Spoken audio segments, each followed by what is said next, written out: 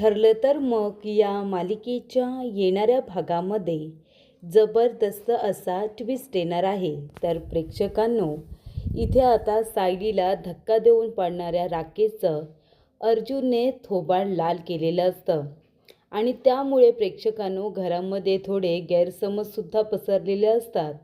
पण त्यावेळेला अर्जुनला सायलीचा आणि बाळाचा जीव महत्त्वाचा वाटतो आणि त्यामुळे इथे त्याने आपल्या डोळ्याने बघितलेलं असतं की राकेशने मुद्दामूनच सायलीला धक्का दिलेला आहे आणि त्यामुळेच प्रेक्षकांनो येणाऱ्या भागामध्ये अर्जुनने राकेशचं थोबाड फोडलेलं असतं आणि त्याला सायलीपासून दूर राहायला सांगितलेलं असतं.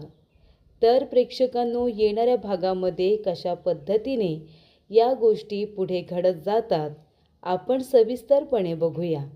तर इथे नागराज जेलमध्ये गेलेला असतो आणि महिपतनेसुद्धा स्वतःला बदलण्याचं नाटक केलेलं असतं. त्यामुळे राकेश परत आल्यानंतरसुद्धा कुणाची मदत घ्यावी आणि कुणाची नाही त्याला काहीच कळत नसतं. तो ज्या ठिकाणी गेलेला असतो तिथून परत आल्यानंतर त्याला समजलेलं असतं की त्याचे वडील जेलमध्ये गेलेत आणि त्याला कारणीभूत आहेत अर्जुन आणि सायली. कारण त्या दोघांनी शोधून काढलेलं असतं की नागराज किती नीच माणूस आहे ते.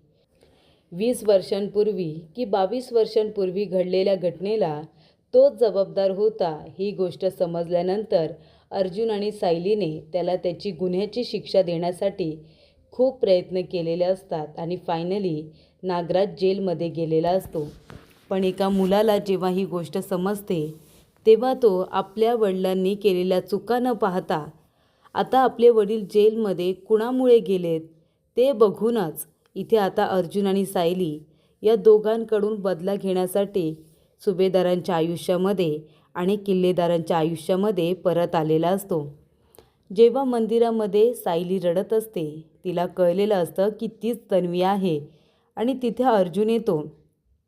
तेव्हा सायली अर्जुनला सांगते की माझ्याबरोबर अशा काही घटना घडल्या आहेत ज्यामुळे मला असं वाटतं की तन्वी मीच आहे, खरी तन्वीच मी आहे.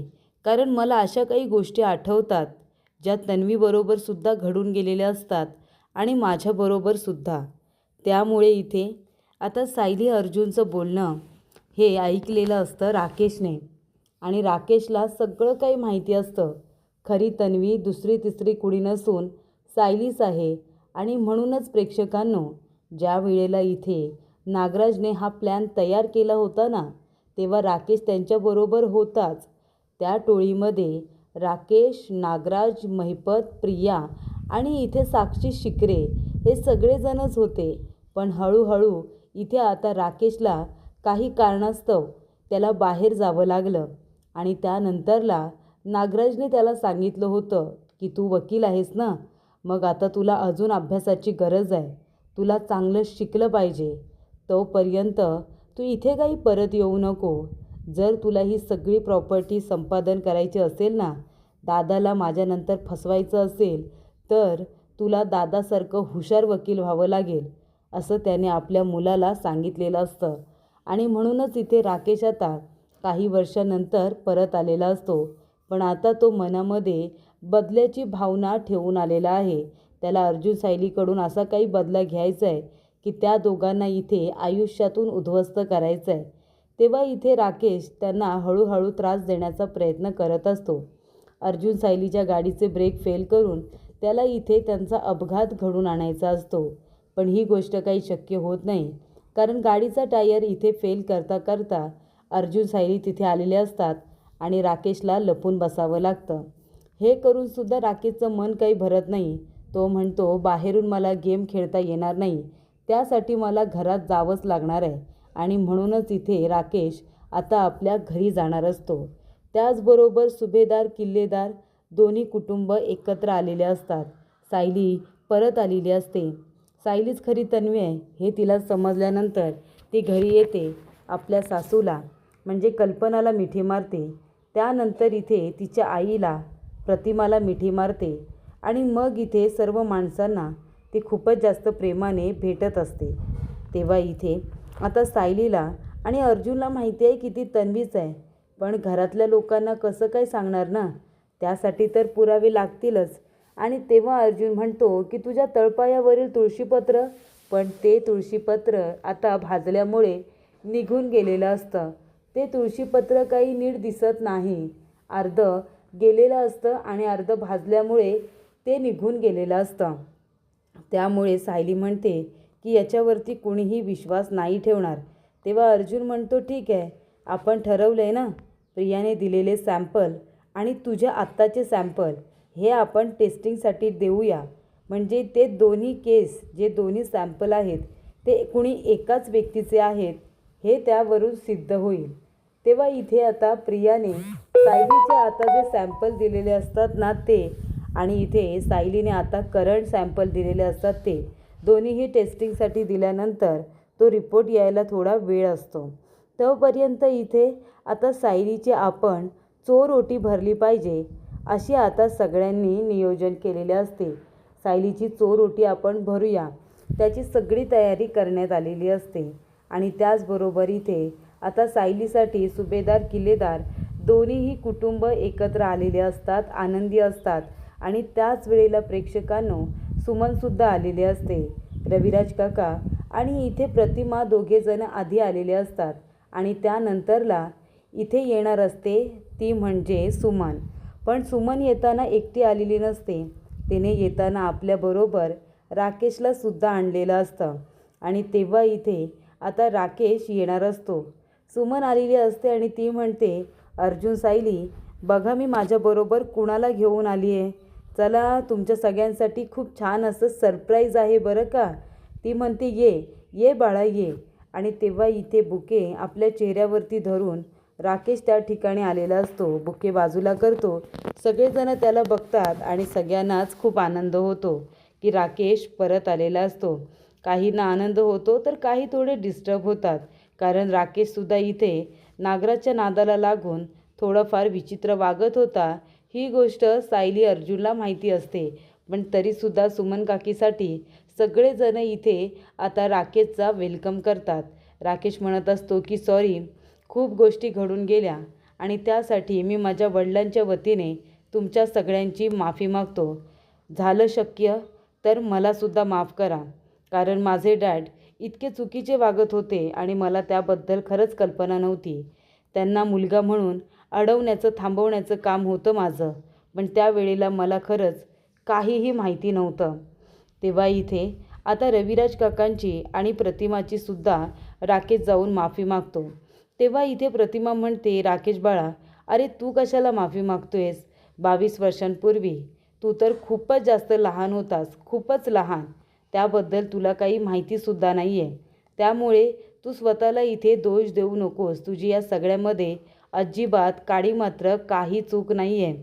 तेव्हा इथे सायलीसाठी तर तो आता आपल्या काकांचा मुलगाच असतो, तिला भावच असतो तिचा. त्यामुळे इथे सायली मनामध्ये त्याच्याबद्दल कुठलाही राग धरत नाही. आणि तेव्हा प्रेक्षकांनो, जेव्हा इथे राकेश म्हणतो की सायलीताई शक्य झालं तर प्लीज तू पण मला माफ कर, तेव्हा सायली म्हणत असते राकेश भाऊ, अहो तुम्ही कशाला माफी मागताय? तुला माफी मागायची गरज नाही आहे. तू तर मला भावासारखं आहेस ना. कारण तिला आता स्पष्टपणे सांगता येत नसतं की तू तर माझा भाऊच आहेस. ती म्हणते की तुम्ही मला भावासारखे आहात, तुम्ही नका माफी मागू खरंच. तेव्हा इथे अर्जुनची, घरातल्या प्रत्येक माणसाची राकेश आता माफी मागत असतो, कारण त्याला सगळ्यांच्या मनामध्ये आता जागा मिळवायची आहे, सगळ्यांच्या मनामध्ये घर निर्माण करायचं असतं. आणि मग इथे सगळ्यांचा विश्वास संपादन करून त्याला सायली आणि अर्जुनचा काटा काढायचा असतो. त्याला फक्त एकच दिसत असतं की माझ्या वडिलांना जेलमध्ये टाकणारी ही दोघं आहेत, त्यामुळे या दोघांना मी मारून टाकणार, नाहीतर यांचं आयुष्य इथे उद्ध्वस्त करणार, एवढाच त्याचा हेतू असतो. आणि तो बदल्याची भावना मनामध्ये ठेवून फक्त अर्जुन सायलीला धडा शिकवण्याच्या उद्देशाने त्या घरामध्ये आलेला असतो. आणि तेव्हा इथे सगळेजण आता राकेशला म्हणतात की नागराजने जे केलं त्याच्यात तुझा काही दोष नाही आहे, तू तर लहान मुलगा होतास, पण आता तुला एकच करायचं आहे की राकेशने ज्या चुका केल्या त्या तू कधीही करायच्या नाही. हे बघ, मूल एकतर आईवरती जातं किंवा वडिलांवरती, किंवा दोघांचेही गुण असतात त्याच्यामध्ये, चांगले वाईट दोन्ही. तर तुला इथे सुमन काकीचे गुण घ्यायचे आहेत. तुला तुझ्या आईप्रमाणे प्रेमळ, निरागस आणि मनमिळाऊ व्हायचं आहे. तुझ्या वडिलांसारखं नाही. असं इथे नागराज आता नसताना रविराज काका त्याच्या मुलाला सांगतात, जेणेकरून तो चुकीच्या मार्गाने जाऊ नये, चांगल्या मार्गाने जावं अशी त्यांची इच्छा असते. त्यानंतर इथे चोरोटीचा कार्यक्रम व्यवस्थितरित्या पार पडतो. सगळं काही अगदी व्यवस्थित होतं. त्यानंतर इथे आता राकेशजवळ सगळेजण चांगल्या पद्धतीने बोलत असतात. त्यालासुद्धा सगळ्यांनी आपल्या कुटुंबामध्ये आनंदाने सामील करून घेतलेलं असतं. नागराजचा राग त्याच्यावरती न काढता त्याला समजून घेण्याचा प्रयत्न सगळेजणच करत असतात. त्यानंतर इथे आता सगळा कार्यक्रम व्यवस्थितरित्या पार पडल्यानंतर इथे आता सायली सगळ्यांसाठी ज्यूस घेऊन येते आणि ती सगळ्यांना प्यायला देणार असते. सगळेजण उभे असतात. त्यानंतर राकेश ज्या दिशेला उभा असतो त्या दिशेने ती काही लोकांना आणि राकेशला ज्यूस द्यायला जातच असते. तेव्हा अर्जुनचं तिच्यावरती बारीक लक्ष असतं. अर्जुन सायलीकडे बघत असतो. त्यानंतर इथे सायली चालत असताना राकेश मुद्दामूनच आपला पाय तिच्या पायाच्या आड आणतो. तेव्हा इथे सायलीला खूप जोरात आता ठेच लागते त्याच्या पायाची आणि ती पडणारच असते. पण तेवढ्यातच इथे आता अश्विन तिला सावरतो. अश्विन म्हणतो, अगं बहिणी सावकाश, तू ही कामं कशाला करतेस?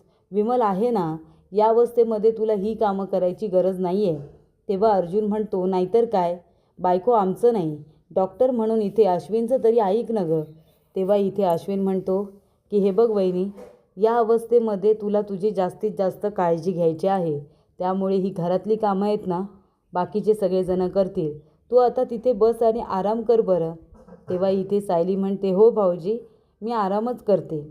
त्यानंतर इथे ज्यूस पिता पिता इथे आता राकेशने मुद्दामूनच ज्यूस खाली सांडलेला असतो आणि तो म्हणतो, अरे सॉरी हा. तेव्हा अर्जुन म्हणतो की हे जे ज्यूस सांडले ना, ते लवकरात लवकर क्लीन केलं पाहिजे, नाहीतर कुणाचा तरी पाय सटकेल त्याच्यावरून. आणि तेव्हा इथे आता अर्जुन म्हणत असतो की हा राकेश असं का करतोय? याला काही वेळ लागले का? मगाशी सायलीलासुद्धा पाडत होता. त्यानंतर इथे राकेशच्या अशा काही गोष्टी असतात ज्या अर्जुन ऑब्झर्व करत असतो आणि त्याच्या लक्षात येत असतं की राकेशचं बिहेवियर हे थोडं मला विचित्र वाटते. राकेश खरोखर इथे चांगल्या हेतूने आला असेल ना, नाहीतर नागराज काकाला जेलमध्ये टाकले त्यामुळे मनामध्ये कुठल्याही पद्धतीची बदल्याची भावना तर घेऊन आला नसेल, कारण त्याचासुद्धा नागराज काकांवरती खूपच जास्त जीव होता असं आता अर्जुनला वाटत असतं. आणि त्यामुळे अर्जुनच्या मनामध्ये हा असा संशय येणं साहजिकच आहे, कारण का ज्या पद्धतीने तो आता बोलत असतो ना, तेव्हा त्याच्या बोलण्यातून फक्त आणि फक्त त्याला इथे खूप जास्त राग आणि इथे एकमेकांबद्दल तिरस्कार याचा त्याला आता भास होतो, तशी त्याला जाणीव होत असते. पण तरीसुद्धा भाऊ म्हणून तो काही गोष्टींकडे दुर्लक्ष करतच असतो. त्यानंतर प्रेक्षकांनो, इथे आता सायली ही जिना उतरत असते आणि जिना उतरत असताना ती उतरून बाजूला जाणार तेवढ्यातच इथे राकेश तिला जोरात धक्का देतो आणि तिच्या बाजूनेच निघून जातो. तेव्हासुद्धा ती पडणारच असते. राकेशला काही करून सायलीला इथे पाडायचं असतं, जेणेकरून ती पडेल आणि तिच्या बाळाला त्रास होईल. या दृष्टिकोनातूनच राकेश हे सगळं करत असतो. तेव्हा इथे आता राकेशचा आगाऊपणा अर्जुनने खूप सहन केलेला असतो आणि अर्जुन म्हणतो, आता नाही, आता मी राकेशला माफ करणार नाही.